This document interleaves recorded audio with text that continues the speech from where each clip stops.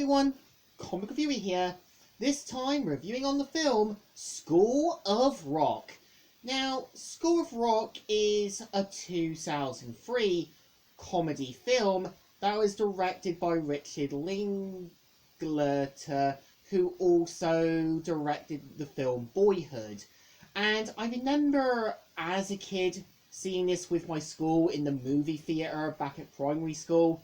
And I would say School of Rock still holds up as a film.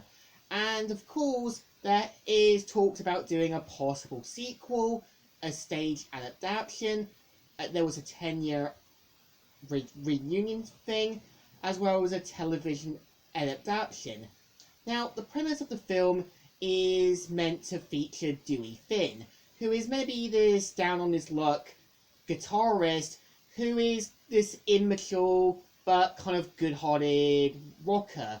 We see how his band, No Vacancy, decide to kick him out of the band due to his kind of antics on the stage. And we kind of see how his roommate Ned is encouraged by his girlfriend Patty to kind of make Dewey get a job as well as pay the rent. Now, Ned's character, I would say, is the more responsible counterpart to Dewey. Like, he has a job. He's more of a substitute teacher. And I wouldn't call his girlfriend Patty demanding or being the dominating one. It's kind of clear she's just annoyed with Dewey's irresponsible behaviour and then kind of expects Ned to be a bit responsible. Again, it's like being a parent. You want your child to kind of start picking their weight around. So we kind of see how Dewey impersonates Ned to pose as a substitute teacher. And over the course of the film, we see how he helps a group of students that he's teaching to become full-on rock stars, as well as entering the battle for the band to win the prize money. And I think the premise of School of Rock has a bit of a message that even though you may be down and out, you still have the skills and knowledge to teach people to go the distance. And I think Dewey definitely works when he does help the students come out their shell. He kind of helps that kind of talk about the problems with his father. He kind of helps one student, Tom Mika, become a bit more encouraging. We kind of see how he kind of gives Summer the more important job, knowing her potential. And we kind of see how the students come out of their shells and start becoming something different.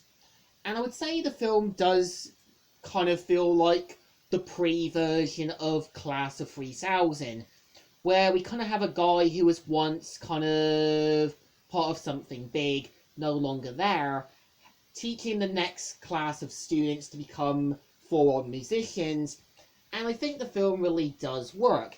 And I think it's interesting to hear Jack Black play the kind of songs, and we kind of see how Dewey has the knowledge of not to become a sellout, not to kind of sell yourself as a sort of clone in the music industry.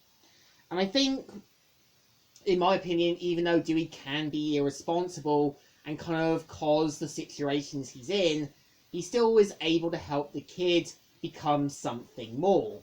And you can kind of tell some of the people he meets once had goals and ambitions, and there's more truths about them. Like when you've got the principal, who secretly loves rock music, you can tell she kind of gets put under pressure by parents' night and the school.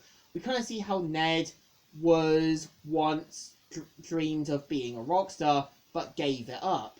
But you can tell Ned still wants to be one, but it's just kind of clear that he wasn't meant to go the distance.